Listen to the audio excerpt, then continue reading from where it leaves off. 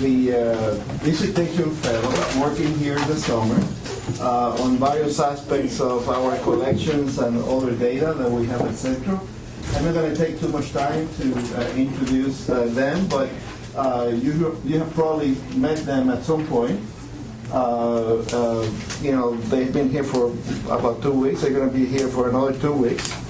And what we want them to do is for 5 minutes. I see some long papers there, which just say a few words about their work, how they connect to Centro, and then Arlene Torres and I are going to make some remarks about the group presentation and maybe some individual papers. Some of them I know something about. I'll say a few things, but others I'll leave it to Arlene to say some meaningful things.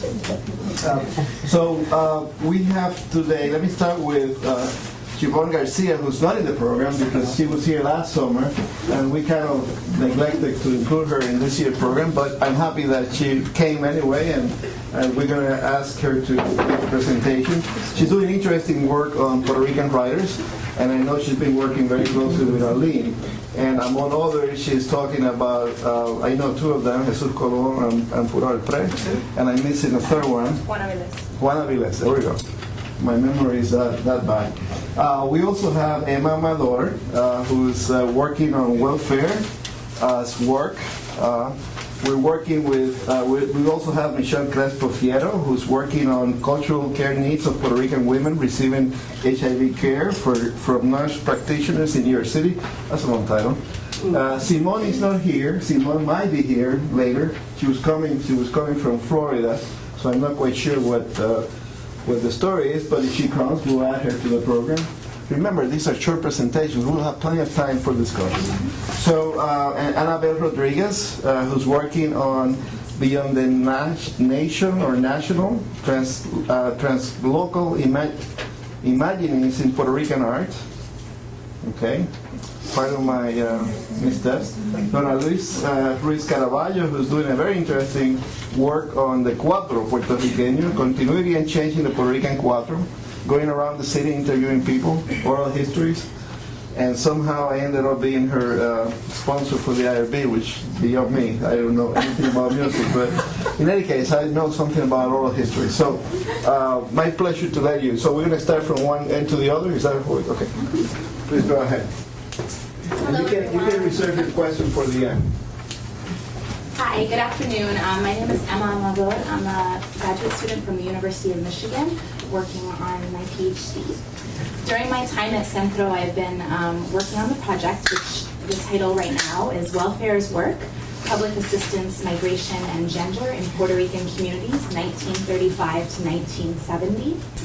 My dissertation provides a transnational history of public assistance programs and the welfare state as created and navigated by Puerto Ricans. My project argues that the stakes of the history of welfare in Puerto Rico are great. By 1970, over a third of Puerto Ricans relied on some form of public assistance, and nearly half have migrated to the U.S.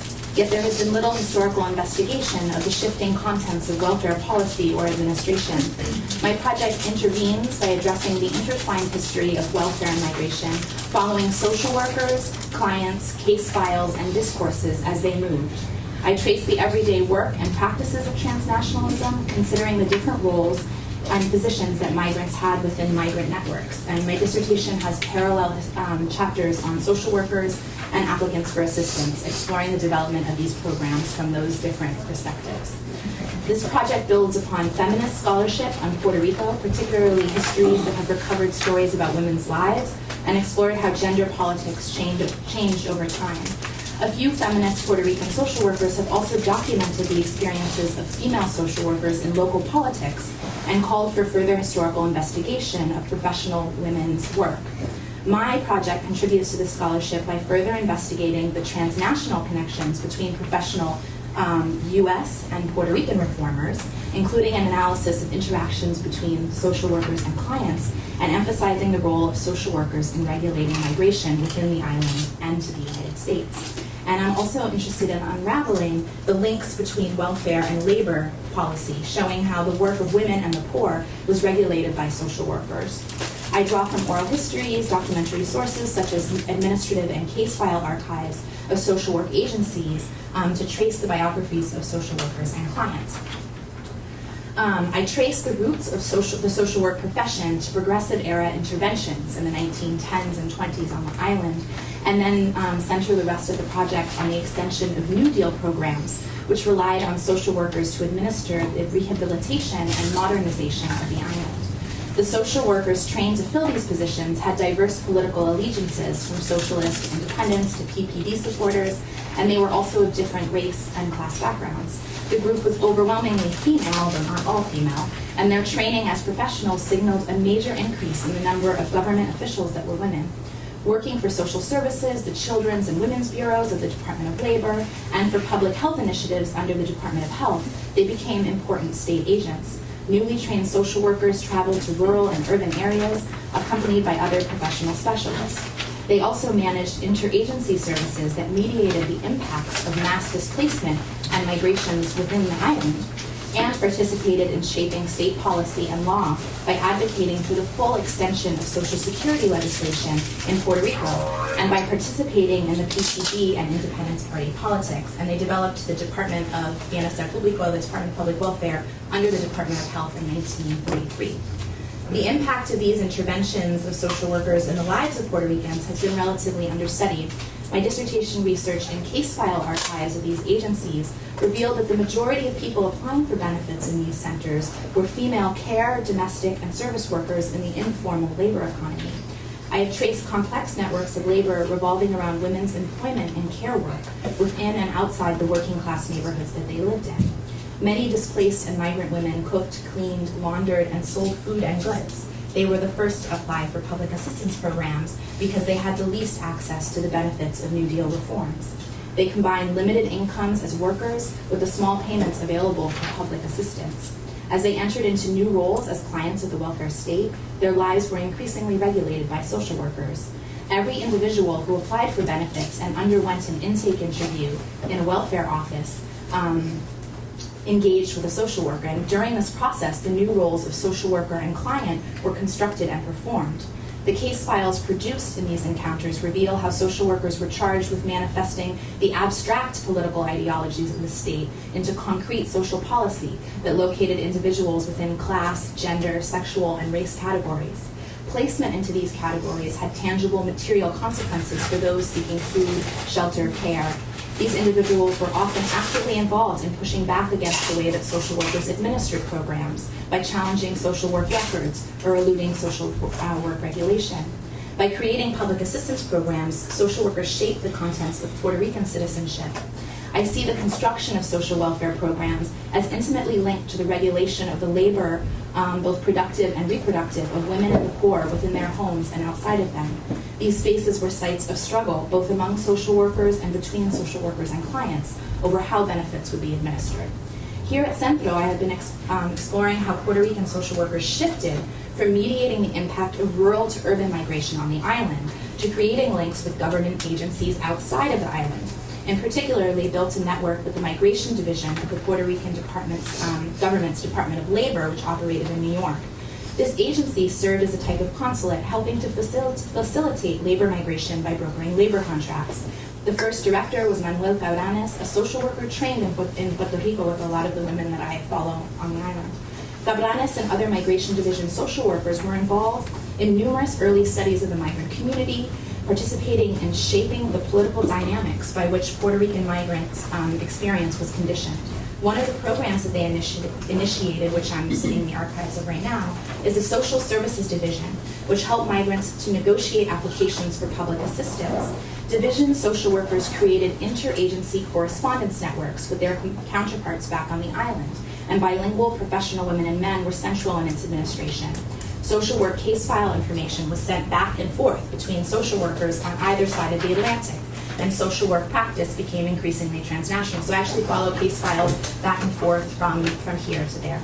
Puerto Rican social workers became advocates for Puerto Ricans navigating mainland government agencies and those facing discrimination. Some of the social workers emphasized shifting the focus of the profession towards community action and development, and became advocates of other educational and political reforms. Puerto Rican social workers also worked for a number of other private and public agencies in New York. Among them was one of the most famous was Antonia Pantoja, an educator who founded Aspira and educated an entire community of students and activists. So we can see here an example of how casework practice developed into community organizing. My research at Centro has explored how the meanings of social work and the goals of social workers shifted and changed over time, and because of migration. Social workers struggled over defining the field in relation to United States-based methods, creating new ideas about what type of social work would be performed on the island and mainland. The creation of the welfare state was a site of important political engagements by both women and the poor. Social workers created public assistance programs, directed migrant flows, and wrestled with the economic and social consequences of migration in their communities. Clients of public assistance programs claimed benefits from the state, challenged practices of regulation and surveillance, and developed social and migratory practices. Both groups forged diaspora one day at a time. The welfare state, public assistance programs, and the contents of Puerto Rican citizenship rights have been conditioned by the work of these two groups, whose experience demand further investigation of the role of Puerto Ricans in transnational community building. Thank you.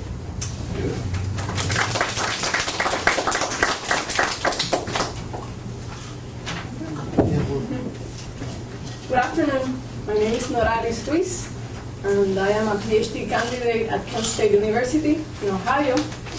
And the research conducted here at the Centro encompasses a segment of my dissertation in ethnomusicology at Kent State. The research is related to the topic of continuity and change in the Puerto Rican cuatro tradition. This project will fundamentally study from a contemporary position the movements and transformations of cuatro-derived musical production across time, space, and social contexts.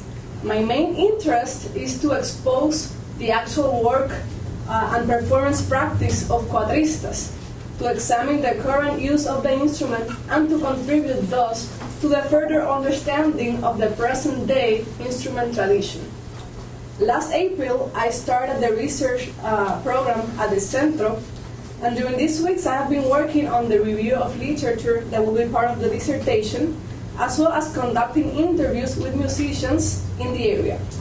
The bibliographical research has been guided by the resources available at El Centro, where I've been able to consult dissertations, theses, audiovisual resources, and other publications that certainly guided the documentation of my work.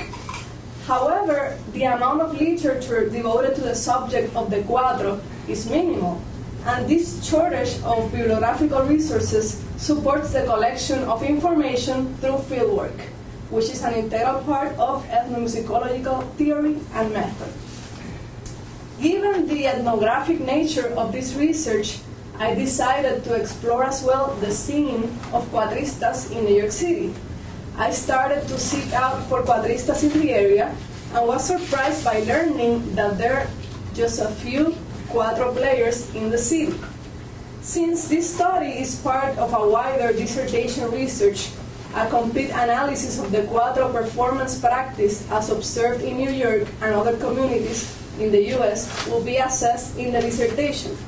But in the course of this research program, I spoke and interviewed professional cuatristas Alvin Medina, born and raised in Philadelphia, Luis Rodriguez, who's actually the cuatro teacher at La Casa de Herencia Cultural Puertorriqueña, and also Giancarlo Vega, who's an advanced cuatro student, also born and raised in Queens. These musicians provided their insight on the current status of the cuatro, and after speaking with them, I wanted to search for additional information as I'm eager to understand the reason for the relative inactivity of the cuatro in the city. I ended up visiting Casa Amadeo, a record store in Bronx, owned by composer Miguel Amadeo. I went there hoping that Miguel Amadeo could introduce me to other cuatristas in the area. When I arrived into the store, I was immediately captivated by the amount of rare, vintage, and selected recordings that make up Amadeo's inventory of LPs and CDs. I started to look through the store's vinyl section and came across an LP by Mario Hernandez y su sexteto Borinquen. I noticed that one of the songs recorded on that album is Con Pocas Palabras Basta, whose composer is precisely Miguel Amadeo. That fact definitely opened the conversation I had with Amadeo. I asked him if he knew other cuatristas living in New York that I could contact for my research. He told me the only cuatrista he knows is Joe Motoro, who is unfortunately in the hospital at this time and diagnosed with cancer. And I'm going to quote now Kay Kaufman-Shellenite. She's an ethnomusicologist, and she mentioned in one article, and I quote, "Most ethnomusicologists are aware that they do not study a disembodied concept called culture or a place called the field, but rather encounter a stream of individuals to whom they are subsequently linked in new ways." End of quote.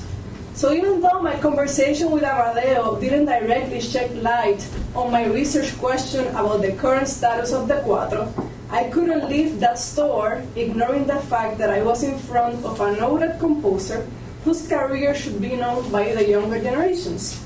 Therefore, as the discipline of ethnomusicology is concerned with the documentation of current musical expressions and also aware of the contributions that Miguel Amadeo has made from El Bronx to Puerto Rican popular music, I was inevitably forced to put the cuatro research on hold for a moment to share with others Amadeo's story. Miguel Amadeo has written hundreds of songs, some of them popularized by Héctor Lavoe, El Gran Combo, Roberto Roena, among others. The video you will watch is an edited excerpt of my conversation with Amadeo, and interviews with cuatristas from New York are being edited and will be published in this same format very soon. So I'm going to play a short video so you can see the work that I've been doing here. The other way. In Puerto Rican. I'm not Puerto Rican. Right there. Perfect.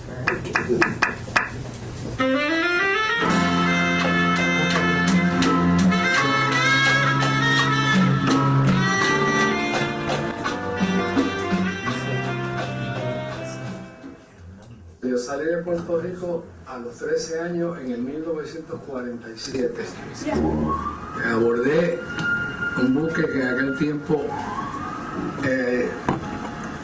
se usaba, era un transporte transportaban las tropas de Europa después de la Segunda Guerra Mundial para los estados y Puerto Rico y demás. Entonces, pues, una vez que para el 47, hace 2 años que se había terminado la guerra, y ya tú sabes,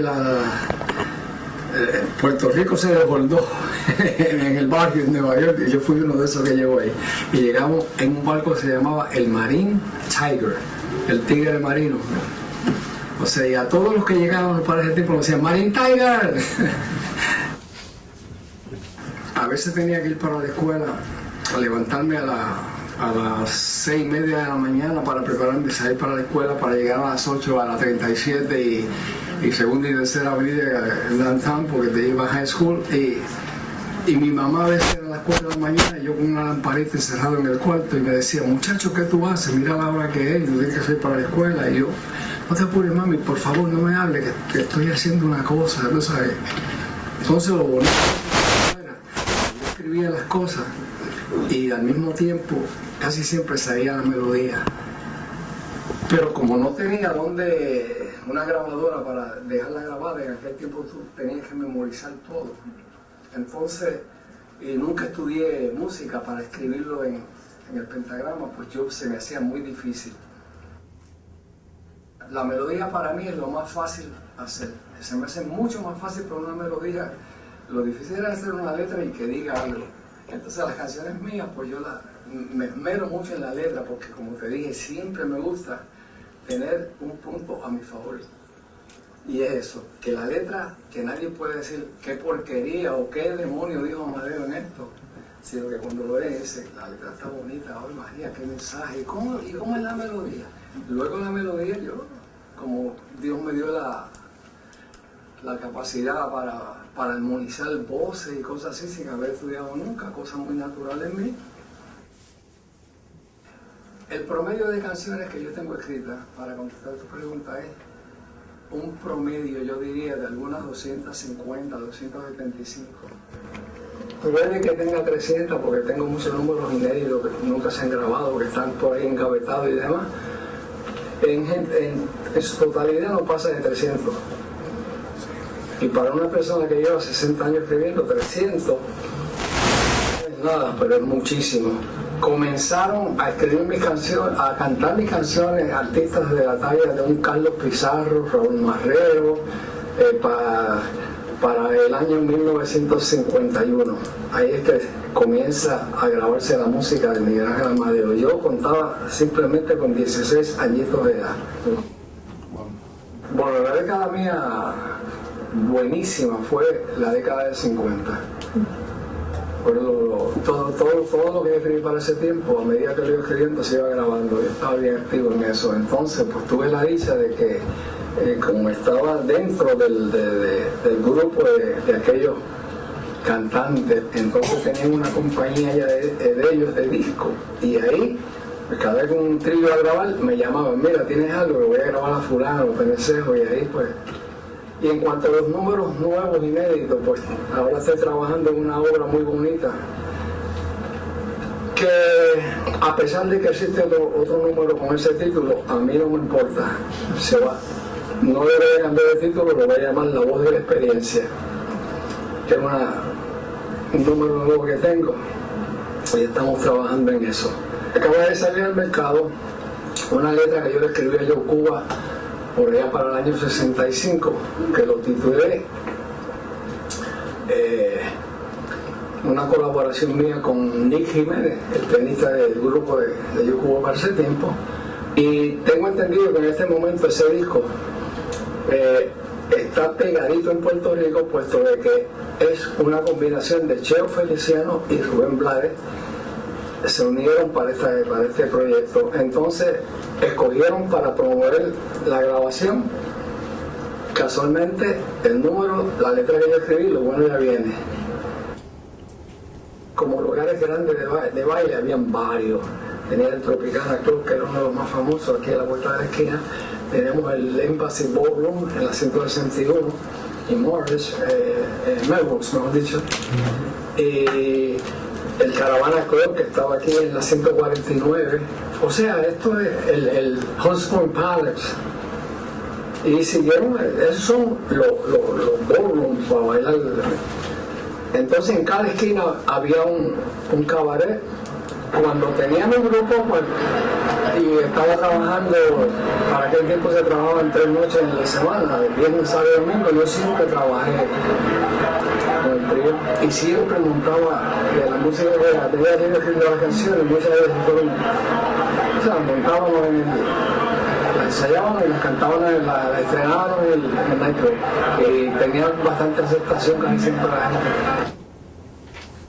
Este establecimiento, yo pasé a ser parte de casa, lo que era entonces Casa Hernández, en el noviembre de 1969, como posesión de una tienda que había fundado Victoria Hernández con su hermano Rafael Hernández en el 1941.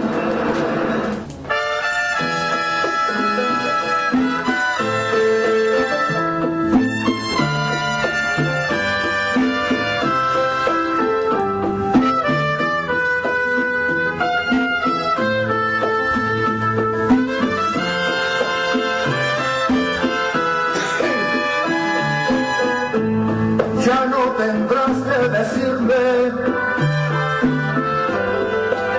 que me vaya de tu lado, que soy estorbo en tu vida y que me debo marchar.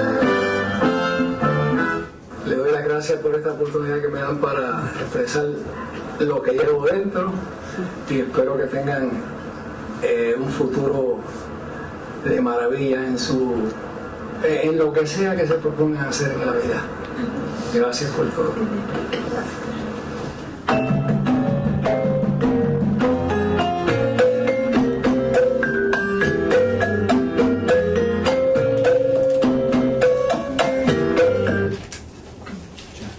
Thank you.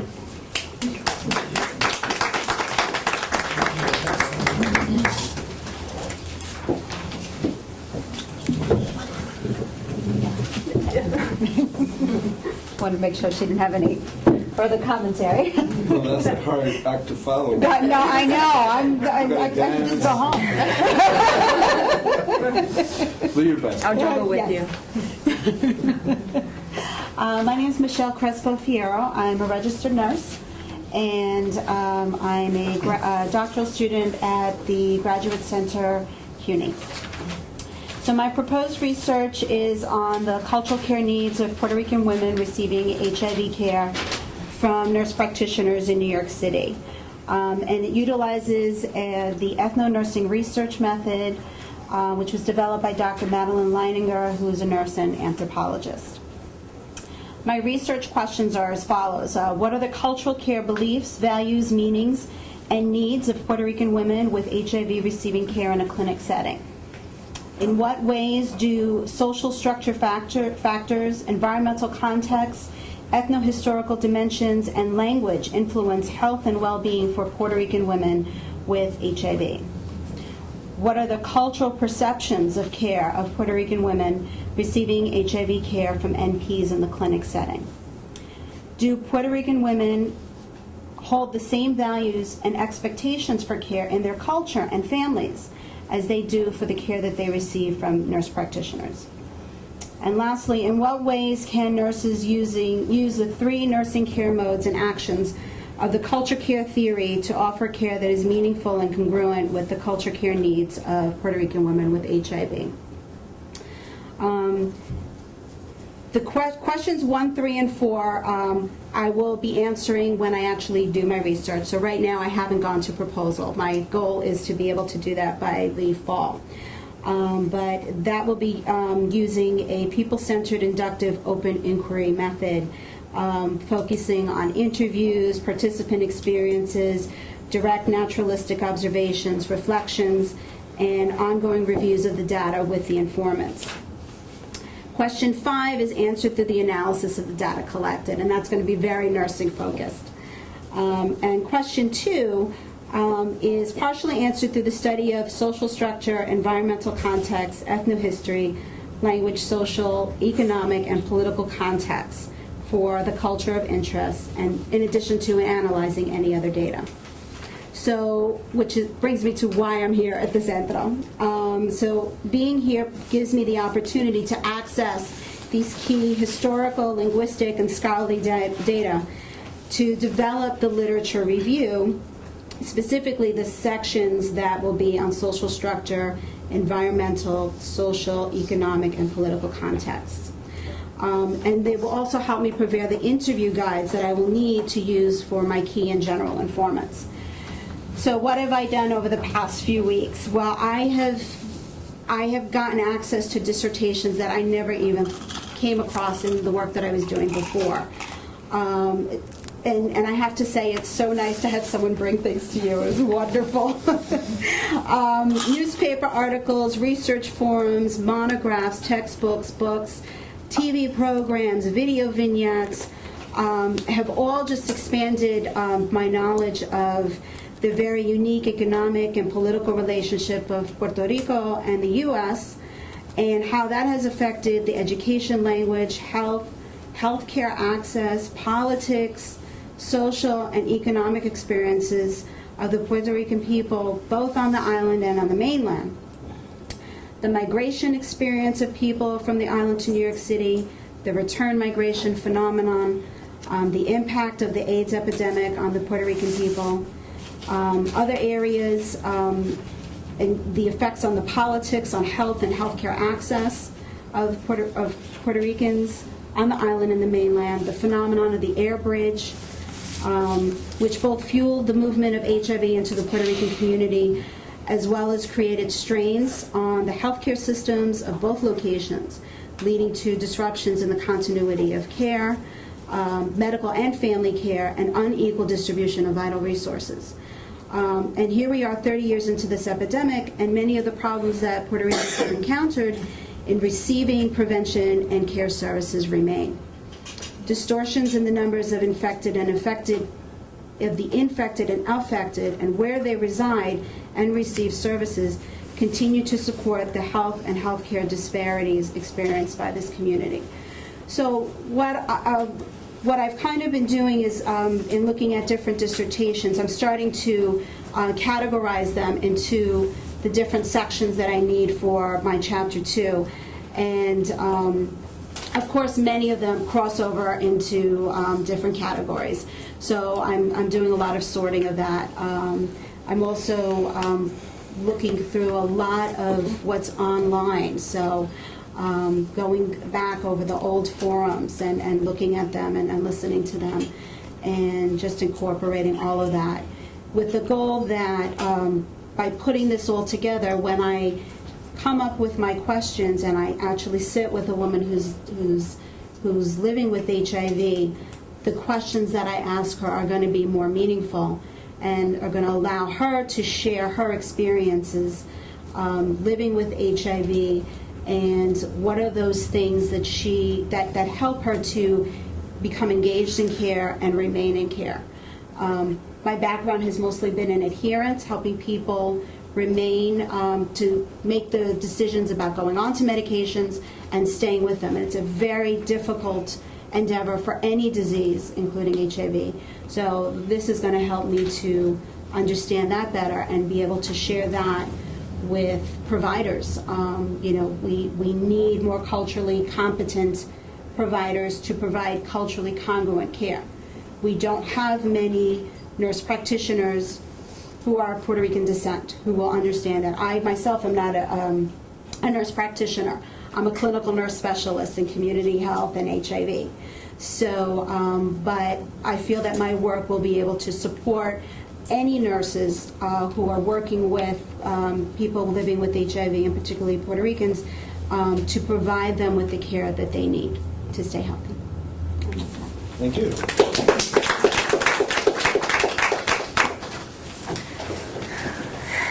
Thanks so much for the support in the room and the encouragement. I really needed it right now.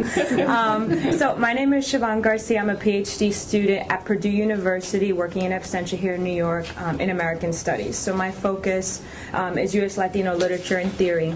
So I've had the pleasure of working at the archive since last summer. I spent a lot of time picking the faculty's brains here and the fantastic librarians and archivists and research assistants there. So I learned probably just as much from them as I do from the actual collections, because they are a wealth of knowledge and they have seen everything come through those doors. And so in a 2-second conversation with Pedro Juan, he'll pick up something from a collection I probably would not have even thought to look at. So I'd like to say that first. So my dissertation is entitled The Spanish Harlem Renaissance, Puerto Rican Cultural Production in New York City, 1900 to 1960s. So the title Spanish Harlem is intentional. This project was born out of my teaching in public schools at the secondary education level, and oftentimes my students would ask, well, where are we in history? We learn about slavery, Harlem Renaissance, civil rights movement, and we don't hear about Puerto Ricans, probably not in the public school setting, till about the 1960s with the advent of the Young Lords and that group, and the starting of Brooklyn College, Puerto Rican studies, things like that. But that's not the dominant narrative that's taught in schools. So that really challenged me to go back into the literature, find out who else besides Arturo Schomburg, which many of my students were shocked to even know some of his story, who else was active, what other intellectuals, what other artisans, what other people, and in particular I was curious, well, what is the relationship between this Harlem Renaissance, this named movement, and speaking with all the scholars and all the scholars whose shoulders I stand on, we all already know that there was a social movement happening. It just wasn't this named thing. It didn't start at this date and end at this date. And so part of my challenge has been to kind of set the parameters of how I define a movement, what does that movement look like, and one of the main books that obviously we all refer to 1,000 times because it's probably like the Bible, everyone probably needs to read it, not that I'm saying religious things, but is Virginia's work, From Colonia to Community. And what was really interesting in there was literally counting how many social, cultural, and political organizations were founded between the 1920s and 1930s, and the number was upwards of 20. And so that really, again, made me wonder, well, why why do we not look back at this moment as this rebirth, this outburst of fantastic cultural production? So in order to get a handle on that work, I had to organize my dissertation around some specific people. For me, that was the best way to tackle it. And so my main figures, as Edwin already shared, are Jesus Colon, Juan Avilés, and Puro Belpré. And for the most part, we all in this room know who they are. Probably a little bit less about Juan Avilés. He is probably the figure that I know the least about. We have a partial collection here, but I'm finding him in other people's collections, and I'm really having to trace him out around the work of other people.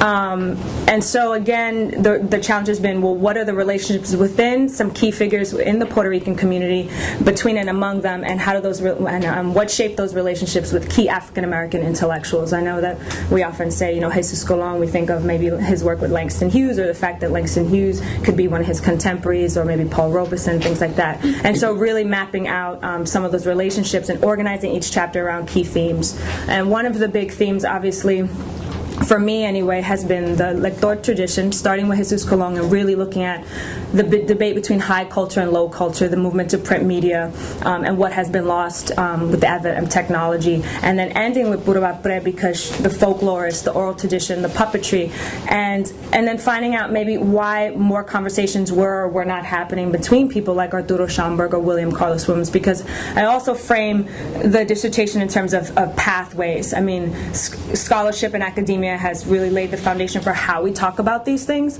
and so Arturo Schomburg and William Collins are canonical figures in particular fields, and so I'm really arguing that there is this third path, though complex path, that maybe some of these figures traversed, and trying to look at when they converge and when they diverge.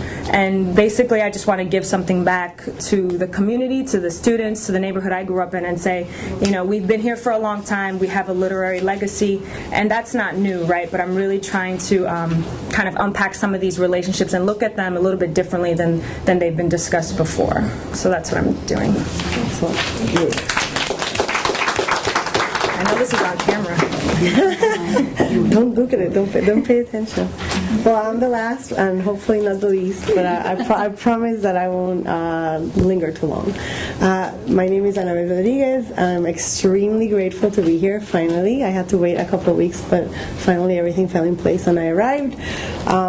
For me, working with the collections of the Centro and just getting to know the people of Centro in general has been a dream that I've had for quite some time, because I've had the fortune of interacting with people like Juan Sanchez and Jasmine Ramirez at given times in my career as a curator. I was originally trained as an artist and as an art historian, and I became a curator by default because I worked at the Museo de Arte de Ponce as director of education.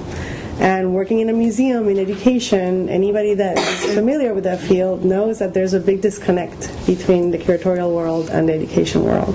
And so I embraced the curatorial practice from an artistic and educational perspective, which is a little bit subversive, but I think in some ways it's probably the main reason why I ended up becoming an anthropologist, and I'll get to that. I moved from Puerto Rico to Philadelphia in 1999. And to Philadelphia, where I had no family, no sense of community.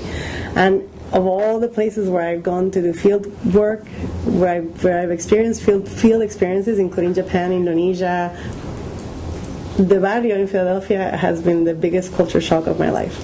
It's a very, very interesting community. I'm sorry. It's okay. It's a very interesting community because I think you brought it up. How do we in academia traverse the paths between the highbrow fine arts and then the community, and how do we make the experiences of the fine arts relevant to a community that doesn't really have access to these experiences on a regular basis? It's like, how do that really is the mission of any art educator. It's making art relevant in people's lives. So that intense culture shock that I experienced as a Puerto Rican coming from the island to Philadelphia made me realize that rather than pursue a PhD in art history, which was the logical thing, I needed to be able to address the frictions and the tensions and the challenges that I was experiencing through anthropology. So that was sort of the eureka moment I had. I became a fellow in visual anthropology at Temple, And that opportunity allowed me to experiment with visual methodologies that I think in many ways serve to work with art, because obviously visual art is visual. And so, to make a very long story short, my fascination, probably from my own background as an artist, is the experience of the artist. I'm very concerned about the experience of Puerto Rican artists because, first of all, we're still operating within a neocolonial situation, whether we're in the diaspora here in the U.S. or whether we're in the island. But what happens when artists really want to negotiate beyond the nation, beyond the national contours that we're perhaps more familiar with? We're lucky that we have a very active community in New York that has done extremely impressive and provocative academic work. So I have major shoulders to stand on, but I don't really want to traverse that path because other people are traversing that path and they're doing it way better than I could ever do it. Because my own personal path has put me in various international locations since I was a child. I chose to look at how Puerto Rican art is not just produced, of course, that being very important, but how is it circulated, how is it received, and how is it recognized? And that's the biggest challenge. How are Puerto Rican artists being able to self-actualize themselves, achieve whatever it is that they define as success? Because one person may say one thing is success and another may say something completely different. One person may say, the Chelsea Gallery, other artists will say a residency in Morocco. You never really understand what it is an artist has as an ambition until you really sit down to talk with them. Now, as a curator, I probably curated maybe 55, 60 shows by now. But the interesting thing about my curatorial work is that it's always been very community-driven. So from Taller Puerto Riqueño, which is where I worked for 9 years in Philadelphia, I started working here in New York in places like the Centro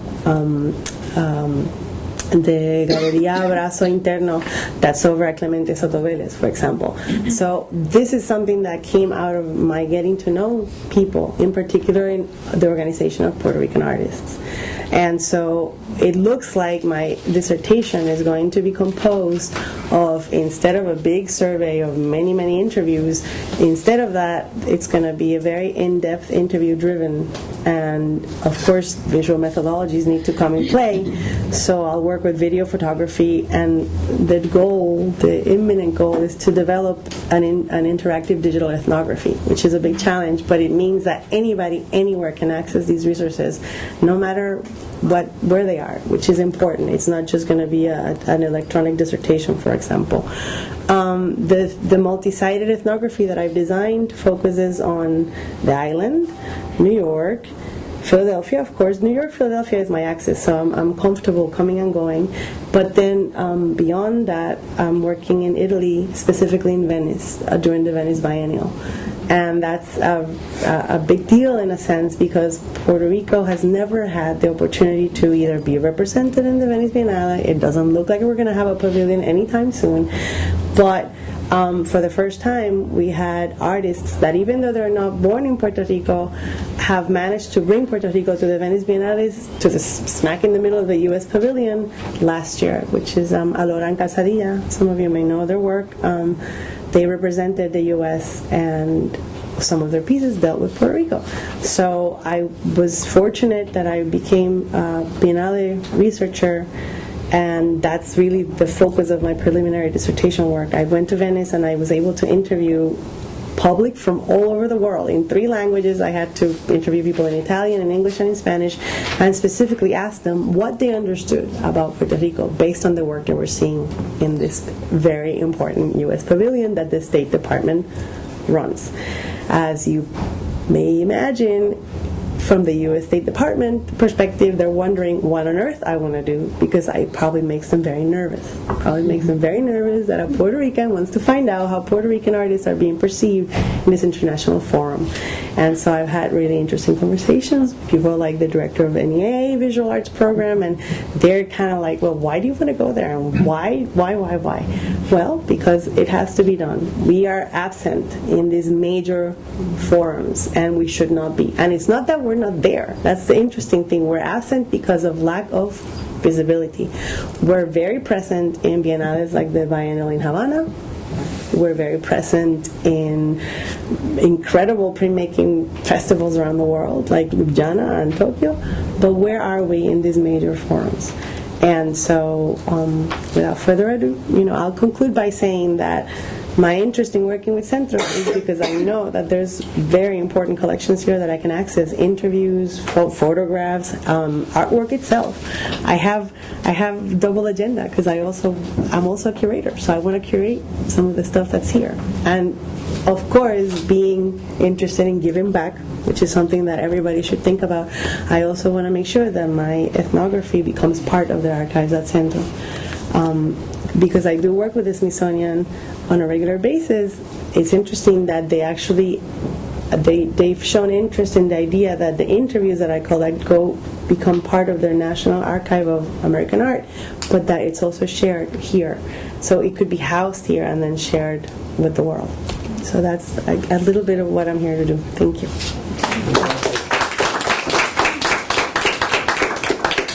Well, you can hold on your question for one more minute. Let me just start by saying how proud I am of the work that you do. This is reassurance that Puerto Rican studies is very much alive. Yes. And is very much kicking. So you are at different stages of your dissertation work, and I congratulate you for not only great perspective, but also sharp presentation. I'm really proud of you. I mean, collectively, someone is doing a good job. Certainly, we don't have a PhD in Puerto Rican studies, but certainly you have survived the worst advice in academia. You've chosen Puerto Rican studies as a field of study, and you seem to be doing very well. Thank you. So I think you all share some common ground in terms of using culture and identity as a denominator of your work. Really looking at how being Puerto Rican really makes a difference in whatever field of study you are, and it's a good cross-section of fields here. Mm-hmm. So it's not casual that this variable is coming to the forefront in your research, and that I think signals the future of all the fields where this specific cultural perspective are taken into consideration, whether it's social work or it's art or any other variations of the social science or the humanities. Now, what I like to do is comment on a couple of them, which I feel like I can say something, and then Arlene will come aboard and help me out. Kind of compliment. Team tag. Actually, she can actually comment on all, but I need to say something.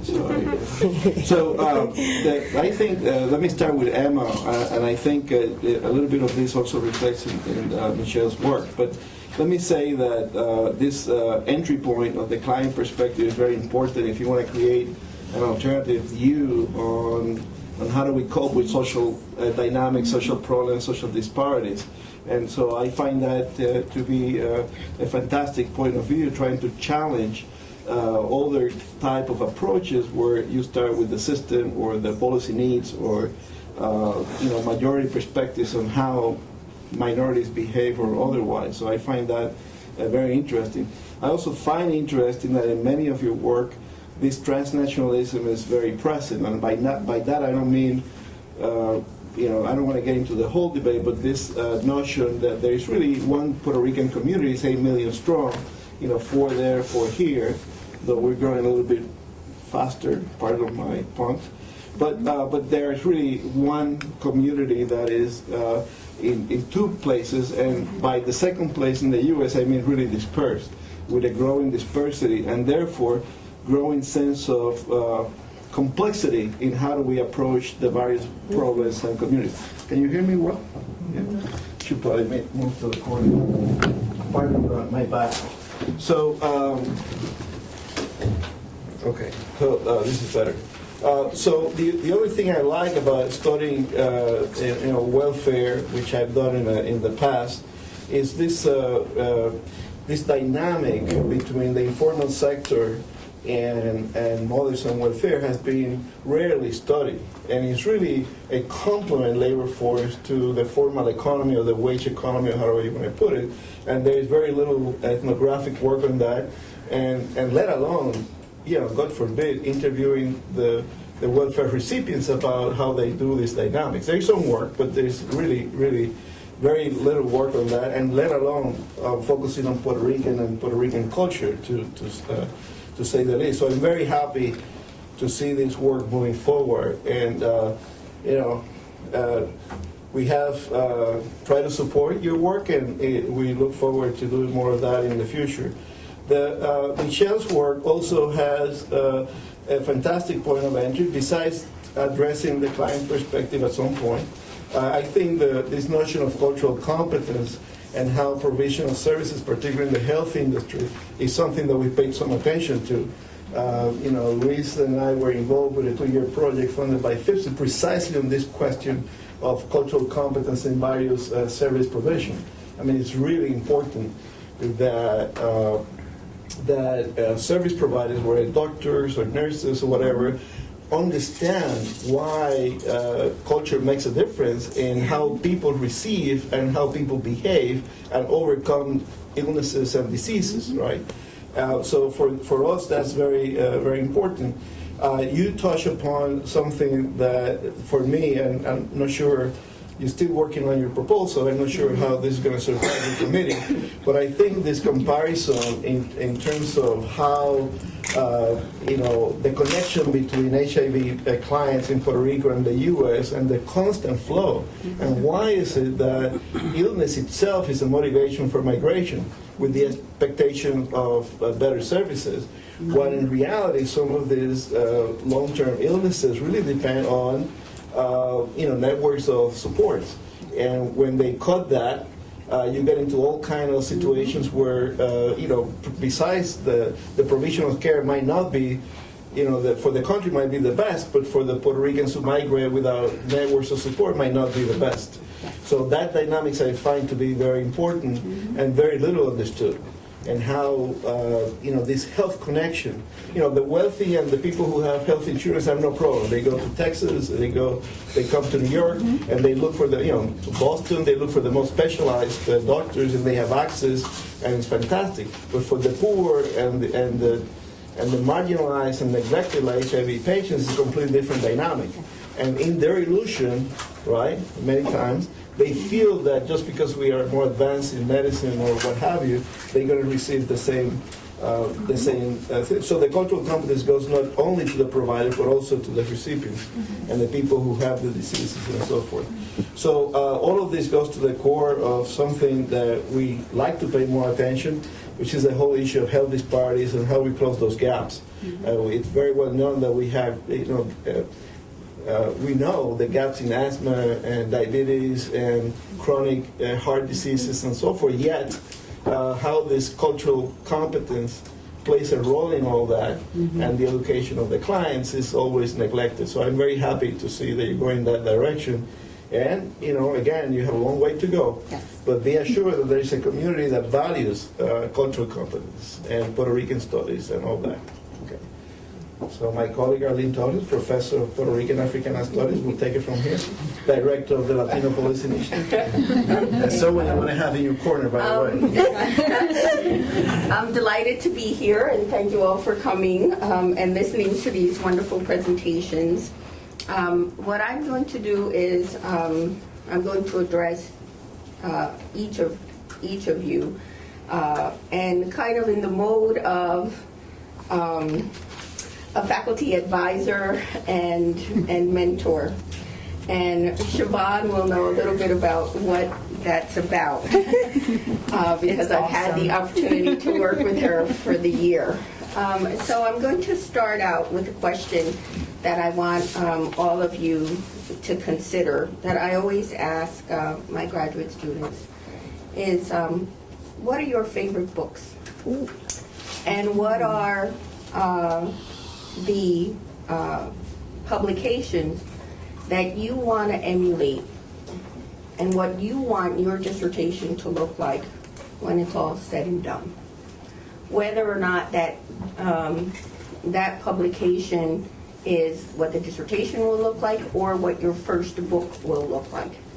And so you need to get a sense, and I think I would say that to all of you, as to what that book or set of books is going to be. And you need to go get them from the library or buy them. And you need to put them on your shelf next to your computer so that it serves as a reminder of the kind of excellence that you want. Because the potential in each of your works I see in what I've read so far. So bearing that in mind, then I want to turn to each of your presentations.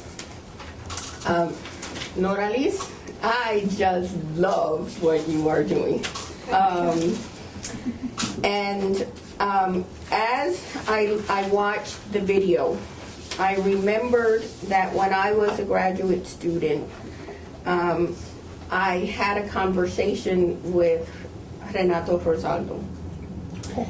And what he said to me as I was walking down the street with him in Champaign, Illinois, was, Arlene, you have to do ethnographic field work, and you have to walk with the grace and the tempo of a people.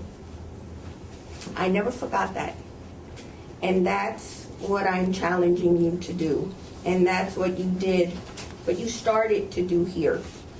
You started to walk with the grace and tempo of Miguel Amadeo. Rather than impose your research project on him, you walked with him. And that was the beauty of that film that we saw. Now, that doesn't mean that I'm asking you to give up your whole project. What I'm asking you to think about is what you witnessed there. How can that help you think about continuity and change in the Puerto Rican Cuatro tradition? Now, you may only find a few instances in New York, but hopefully you will find a few instances that are as golden as what you just found there. And what that means is that you need to pay attention to people who are formally trained and people who are informally trained. Because as I listened to his dialogue and his rendering of his own experiences, he constantly talked about el don, in a sense, que Dios le dio, but at the same time, the kind of informal training that allowed him to produce what he produced. And then at the same time, he talked about the lack of formal training, but how he partnered with other people in order to do what it was that he accomplished, which was 300 some pieces, which is actually quite phenomenal. And so take that as a model to think about your engagement with individuals who are Cuatro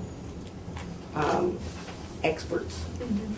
And then move beyond New York, because there are repositories, whether you go to Philadelphia or to Connecticut or to Washington. When Washington, for example, when the Smithsonian did the Folklife Festival, they invited a whole bunch of Cuatro performers and they recorded them, and they also collected Cuatros. And so think about how you might create kind of a web of relations to situate what you find in New York. Thank you. Those are my comments on Noralis's work. Now, Siobhan, let me turn to yours. I'm going to do the art ones, and then I'm going to come back, since Edwin already presented the ones that focus on the social sciences. Okay. Siobhan and I have had extensive conversations about much of the material that she's working on. I can't emphasize enough, again, that relational aspect. And so how we deal with community formation is critical to an understanding of a social movement that is a literary movement. And what you are doing to rethink how someone like Arturo Schomburg is positioned and how we think about his identity as an Afro-Puerto Rican and how others may have identified him differently and he might have identified himself differently in different kinds of contexts is certainly worth exploring. Similarly, that being the case with William Carlos Williams, who is thought of as an individual that is part and parcel of kind of a broader American literary project, but then how did he self-identify and what were the moments in which his Puerto Ricanness came through?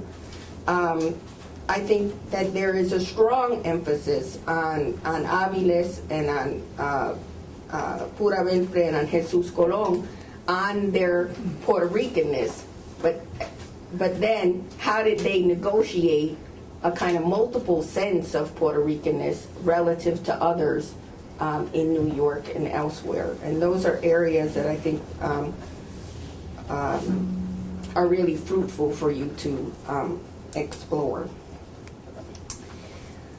Okay, Anabel. I'm a closet curator, museum person that has worked with American art and the Museum of American History at the Smithsonian and sent a student there to learn about how you engage in museum education, preservation, curatorial work.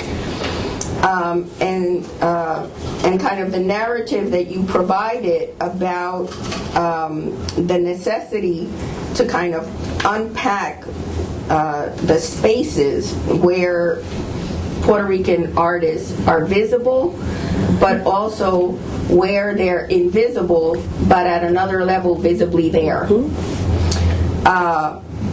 And so I think what you're doing is extremely exciting, but it raises some really critical questions about the methodology of how one does ethnographic field work of museums and of museum exhibits, and how one engages the museum public to reflect on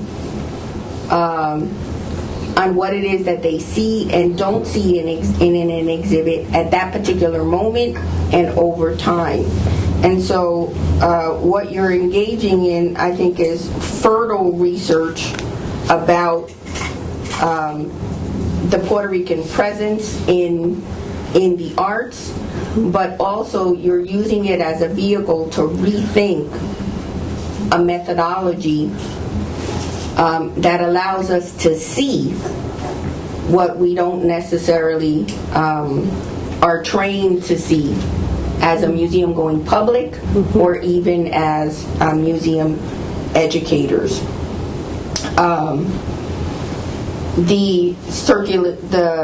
How it is that Puerto Rican art and Puerto Rican artists circulate and the kinds of memories that people have of that circulation is something that you can capture through the work that you're doing. And to engage in this kind of multi-sided vantage point of the island, New York, Philadelphia, and the unexpected Biennale in Italy, I think will draw a broader audience to take a second look at how you're reconstructing kind of space and belonging. So, more power to you.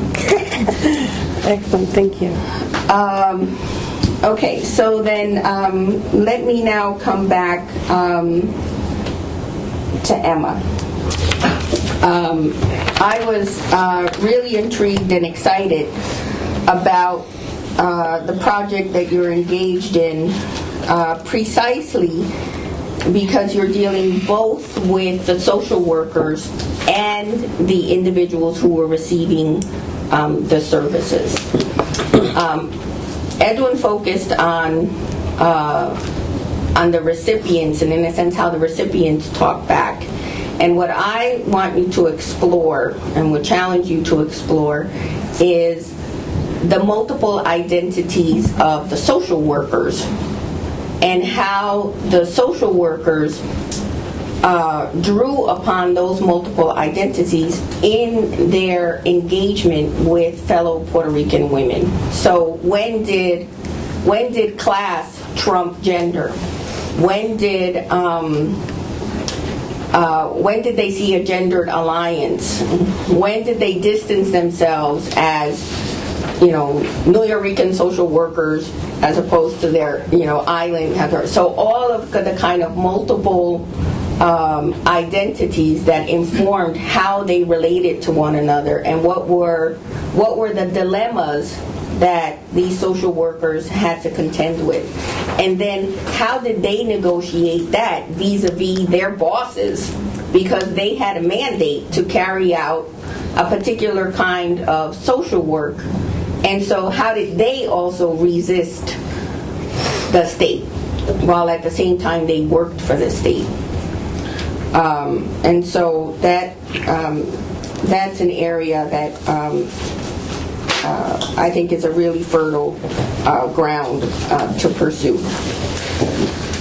Okay, and then finally, last but not least, let me come to your project, Michelle, on the HIV. Methodologically, you're so on point. And okay, I confess I'm an anthropologist and I like the qualitative research of it and the combination of the multi-method approach that you're taking to understand the experiences of Puerto Rican women with HIV. The one kind of cautionary tale is that you think about multi-generational Puerto Rican women, so that as you talk about Puerto Rican women with HIV, they may be, since it's 30 years, you may have women who are within a particular age cohort that may be Spanish predominant speakers that are, in their 50s, and you may have women who are in their 20s who may have a different kind of language competency with respect to Spanish and English, or maybe bilingual or maybe monolingual. And so in terms of developing your questionnaire, think about the multi-generational aspect of this, because as I got to the end of your paper, I was so excited by what you were doing, and then when you said, you reminded me loud and clear about that 30-year time frame, and then I went back and said, wait a minute, then we need to think through the multiplicity of generations, and also the changing knowledge base over that 30-year period, and how that gets played out in the lives of these women. Also, methodologically, some of the beauty of what you're doing is that you're working through your methodology the meaning of silence. And what does silence do, and what does it mean culturally, and when do people strategically engage in silences, and how does that affect one's health and well-being, and not to necessarily always assume that silence is a bad thing, but rather to explore how people culturally employ it to deal with their own emotional well-being, and also the well-being of their family. But then at the same time to think about the negative side of silences with respect to such a devastating illness if a person ends up with full-blown AIDS. So I'm going to leave it at that. I congratulate all of you. I think you're doing, I want to echo Edwin's sentiment. I think you're all doing wonderful, wonderful projects, and you're moving theory and method forward as you think through contributions to Puerto Rican scholarship. Thank you. We would like now to move to the Q&A from the public. I will take the privilege of asking the first question to you all. And so we're going to split the time between you asking questions and then in the second half you'd answer. So take notes so we can go back and forth. And we'll take it from there. So the first question that I want to ask you is whether each one of you have thought on how can I or you, meaning you, contribute to the Centro's collections, whether you do oral histories, whether you have visuals, whether you collect memorabilia that can become part of our collections. The Amadeo film is a good example. Alberto took note, and he's going to go approach him for the 100 Puerto Ricans. We did already. Yeah, okay. Yeah, there we go.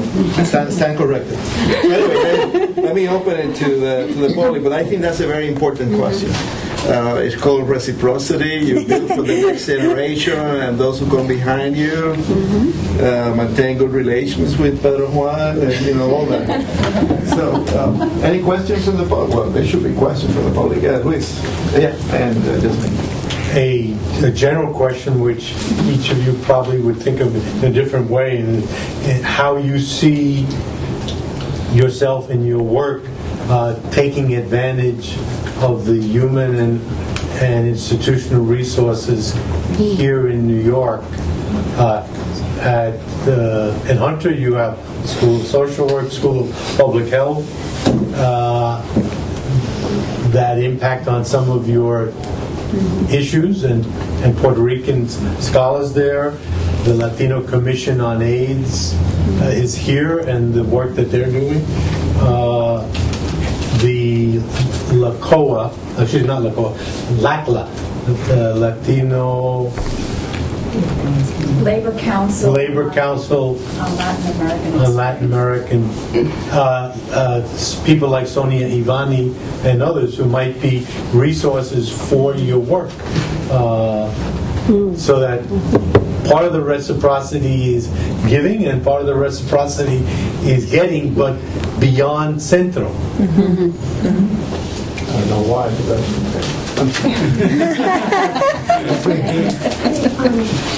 I don't want you to take this as a criticism. I'm sorry,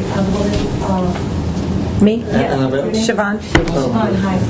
So your project is really, really exciting and provocative, especially since you termed it Puerto Rican Renaissance, right?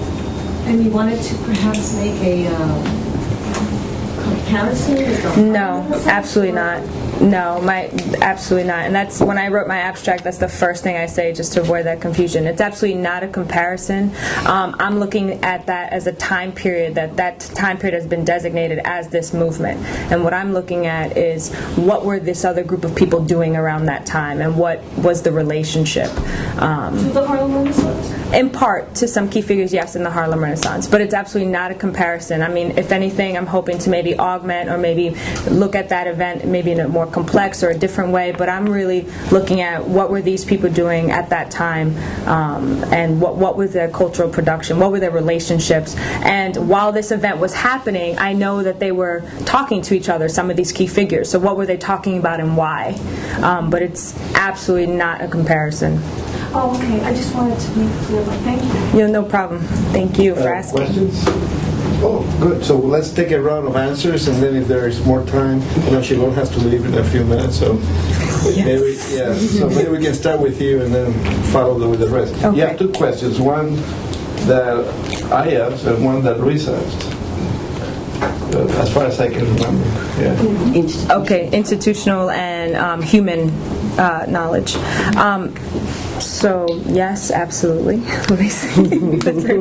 No, so part of, and I think I started that, and I meant it sincerely with talking to like Pedro Juan, Alberto in the office. I did go to Puerto Rico and interview some New Yorican poets and some Puerto Ricans who lived in New York for 30 plus years and went back to Puerto Rico. So I have been talking to individuals, and I absolutely think it's important for me to utilize the other resources and museums and find out what people's experiences are. And if I don't have IRB approval, so I'm not doing extensive interviewing, but I am I'm starting with the Centro as the main hub of my research, but I am absolutely looking beyond that to what are the human resources and the personal stories that I can use to augment that. So if that was your question, absolutely, I think it's yes.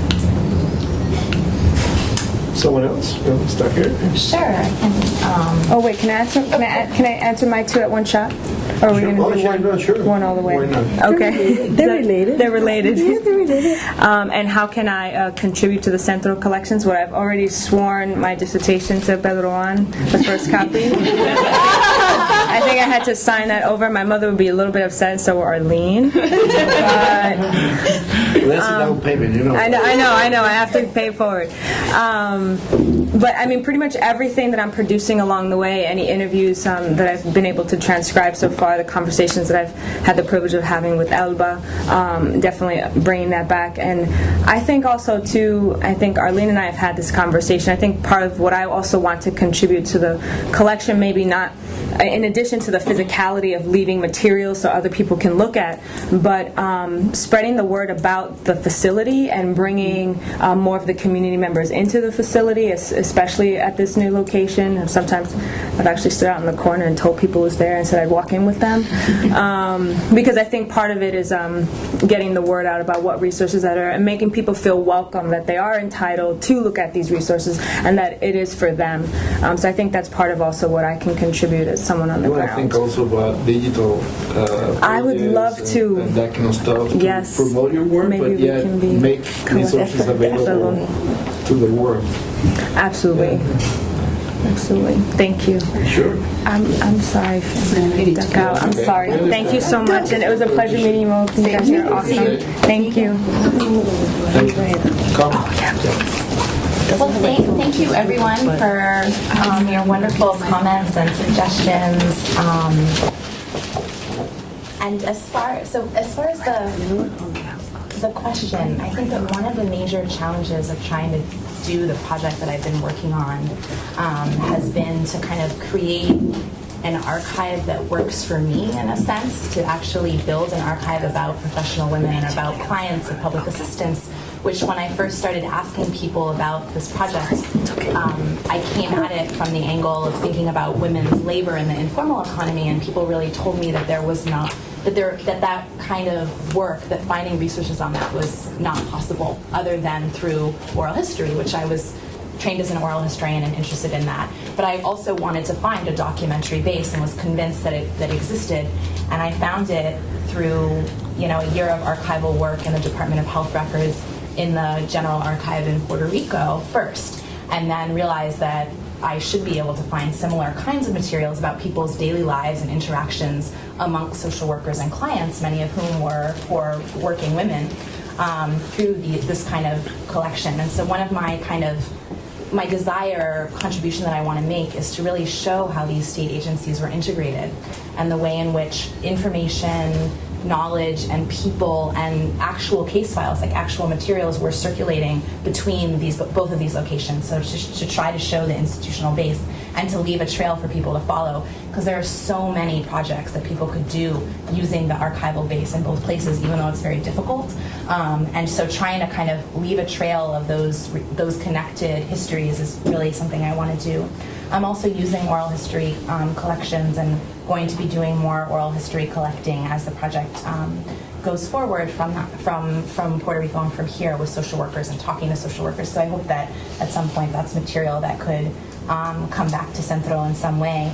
And also finding that a lot of the people that I'm looking at, professional social workers, publish theses and materials in many other journals, so I'm basically creating these biographies about these people that I hope will also maybe lead to other finds for the collection. So just like Manuel Cabranes's biography, like all these kind of different things that I'm kind of coming into and finding different access to archival documents that I think would also be really useful for other scholars, particularly when it comes to professional women, because we really don't have that much literature yet on the role that professional women played in institution building, whether it's oral history or also archival work and published work, journal articles and other things like that. So it would be interesting to kind of have more bibliographies and access for that work. And so that process of creating a new archive about professional women is something that I hope that I can do as a part of this project, even though that's only one half of it.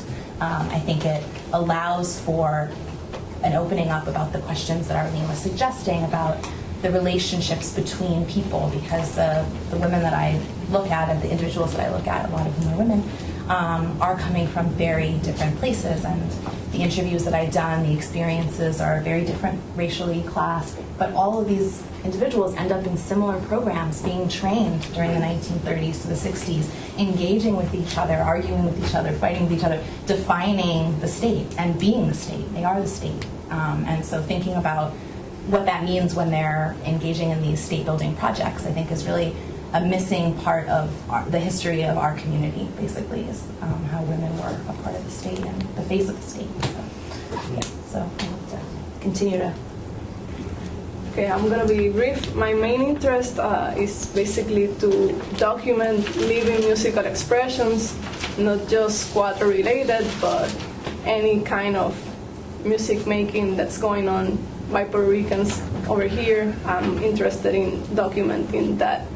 And also about your question on the institutions, I am kind of concerned because I noticed that La Casa de la Herencia Cultural Puertorriqueña is the only place where cuatro is being taught. And I've been there several Saturdays attending the classes, and most of the students are old men playing the instrument. So you don't see young players, and that's very strange, because in Puerto Rico it's all the way around. And myself, I was a teacher of cuatro, de rondalla, de Escuela de Bellas Artes de Guaynabo. So I'm very interested in talking to other institutions interested in implementing like a rondalla system and teach to young kids how to play this music, because that's the way to keep the tradition alive. So my main interest is also to tackle on the younger generations. Good challenge for you. Actually, as I was listening to you, my son plays guitar, I was thinking, I wonder if I could interest one of them all. So, I don't know, maybe. It's your focus of the dissertation. I know. Later. No, but actually, one of the things, as you asked the first question, Arlene, about what are your favorite books, and of course I thought first about more fun things to read versus work things to read, but I actually just finished a book, Latino Families in the U.S., and I loved it, and I just thought it just covered so much about how just throughout time and just really bringing in the social determinants of health in a way that I really haven't read in other things. It's not something that's often talked about in nursing, but my background in community health and public health, it's something that I do all the time. And you mentioned the piling them up. I actually have all the books piled up on my windowsill, and my computer's right there, and I look at them all the time, so I check that off on my list. Contributing to the Centro's collection, I mean, I think that, bringing in a little bit more, one of the things that I was commenting on, that many of the things that I have found so far have been late 80s, early 90s. I really, and a little bit in the 2000s, but not a lot of stuff about in the intervening years. Maybe I haven't found them yet. But I'd like to be able to facilitate that, bringing that in, and more of the cutting edge information that we have, and just I'd like to make those connections. One of the things that I've been very blessed with and is being connected to a lot of different organizations. The Center for Drug Use and HIV research at NYU, which is where I work. Some of the researchers there. I'm a member of the Association of Nurses in AIDS Care, the New York chapter, and also the National Association of Hispanic Nurses. So I've made a lot of connections to different nurses and different people in the field. So I kind of would like to bring the Centro into that as well, because Puerto Ricans continue to be the largest Latino community affected by HIV and AIDS. So I would like to see a bigger connection. So if my being here helps to facilitate that, I would be absolutely thrilled, besides getting the proposal and everything else that comes beyond that. So, and actually, Luis, I've just started to go through your papers. So once I'm done with that, I will be tapping you to just kind of talk about some of those things and pick your brain a little bit. Dr. Miriam Vega at the Latino Commission on AIDS is in charge of the Research and Evaluation Division, RED, and would be an invaluable resource, as well as Dr. Diana Romero, who's worked with us. We still have one more person to go, but quick comments. Yeah. Oh, it's a comment and it's for Annabelle. I work on the issue of Puerto Rico status at the United Nations, and through that route, we got to the art scenario, and what we did was that 2 years ago, we had a pretty large exhibit of Puerto Rican art at the Permanent Mission of Venezuela to the United Nations. And we had really very big names at that exhibit: Martorell, Marcos Dima, Nelson Sambolin, Lorenzo Mar, the Lind brothers, Pablo Marcano. It was really big names. And more recently, this year, 2 years later, we had a very modest posters exhibit that also had some important names, including Martorell again, Lorenzo Mar again, and a number of others. So we've made that effort sort of like through the art at the United Nations to project Puerto Rican art. And at the one that we did recently, which was it opened just 2 weeks ago on June, less than 2 weeks ago on June 18th. We presented Puerto Rican posters by renowned Puerto Rican artists that had to do with activities, most of them having to do with the Puerto Rican community in New York and mobilizations of the Puerto Rican community in New York to diverse activities, including mobilizations that have taken place to have the United Nations address the issue of Puerto Rico. So I thought that would be an interesting... It is. It is definitely. I can email you about it. Yes, please. In fact, if I can go see the new show, please, I would love to go, see it with you. Well, let me just pick up and answer and wrap up, right? The first question is, how can I contribute to the Centro's collection? Well, that's an ambitious one for me because I really had this fantasy that at every level from data collection through protocol processing, ethnographic methodology, until the final product, that it can somehow resonate with the interests that Centro has right now. Yes.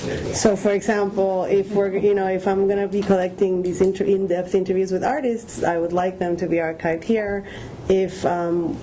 Which we've talked about, if articles are going to come out, I would very much like for them to be published in the Centro. As a curator, always thinking like a curator, I'm going to look at those collections with a curatorial eye to see if I can start seeing connections where maybe there, haven't been before. And so there's short-term and long-term contributions that I imagine. And in that sense, I'm being very sensitive to the idea that it's a relationship that can last, and it's not just about I'm going to get my PhD and Centro is going to help me, but how can I in fact become a member of the Centro community? The same way that I've managed to do it downtown with OP Art and Clemente Soto Vélez. At the level of human and institutional resources, I mean, there's only one New York, and it really is a very wonderful place. I'm really interested, for example, in seeing how, there's the island of Manhattan, and we know we know some of what's there, and there's a lot that I hope to experience and research. But beyond, between Brooklyn, Queens, especially now that the library moved up, to Harlem, I keep hearing from friends telling me, wait until you come here, you're going to see that there's all this other stuff going on, and it's going to open your eyes to, somebody here was talking about the intergenerational that is not just about, and by the way, I'm the first fervent fanatic of the big names in Puerto Rican art, but my main passion and mission has really coming from that ambition of I want to work with those guys. I have now realized that there's so much need to promote new artists, and so I've in fact just created a space that focuses on promoting new art and researching new art, and so I think that would complement all this awesome background that we have, the giants that we get to stand on their shoulders. One thing that I do when I explore in Centro, and I really am very curious, is I'm always upset that the perception that we can only be U.S. Latinos in the mainland excludes us from the Latin American art content, which makes no sense, absolutely no sense. And so I being with Soft Challenge, I really want to engage with Latin American art scholars to remind them that, hey, we were here too, we were always here, it's not that we were just swallowed up by the U.S. and we disappeared. Starting, for example, with there's major Latin American art initiatives happening globally, but now I know that Centro also has a major Latin American art initiative because of the Patricia Cisneros. Well, Cisneros, like the Patricia Cisneros, just endowed Hunter, among many other institutions, to deal with Latin American art. It's a long conversation, but you should start by talking to Albetia and Jasmine, who probably. Sure. Okay. Yes. Because please. they were part of a Houston museum in Italy. Also, Mari Carmen, with Mari Carmen. Yes. Okay. They were part of that. Making the Puerto Rican side of that. Excellent. And you did this in Texas or here? Yeah. So that's a conversation with the two of you, You're just too excited, that's all. We're kind of running out of time, but Sure. and I want to leave at least some little time for you to interact.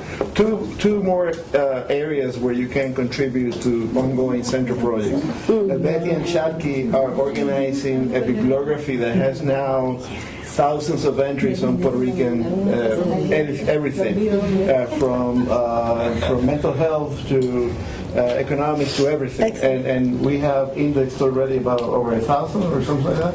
In the index? Yeah. And you can search, and it's available through them. But your literature reviews very much will fit into that. Fantastic. And can be put with metadata to complement others. Fantastic. So, this is complex. So that's one project. The other project is the 100 Puerto Ricans. And I know you don't know much about that, but for example, Mayra is organizing a gathering with the hospital health industry to celebrate Puerto Rican pioneers. And it's a very influential person that is putting that together for us. But you may want to join with Mayra. It's not here right now, but that's another thing. So if we wanted to do that with other sectors, Patricia, I don't see why we shouldn't do, nothing has been done with them so far. So we can have a 100 Puerto Rican thing where we invite them, Amadeo and others donate their papers. We did that at Puerto Rican Day Parade, and it was very telling. I mean, we did it with the president. We got to go to the chapters and the nation now with them. We're planning that. But like that, we need to think. You need to know more about what we do, and then find the convergences and the overlapping. But anyway, that's for the future. Right now, you got to focus on getting this done. As any halfway decent advisor will tell you. Everything else, including family and distractions, are overrated for you. You got to focus on this, got to get it done. Because there are very few scholars doing this. So thank you very much for your work. We really appreciate that you're doing this. Okay, so there's an event on July 11th with the Latin American Labor Council for Latin America. That's the right thing to do. On 11th is one of the, hopefully 100 Puerto Rican. Doesn't say here. We got to work on the flyer. But anyway, thank you all. Thank you for having us. Thank you. The flyer is. Can we? Can we actually donate to the library? You can donate everything. But Juan will take it with open arms.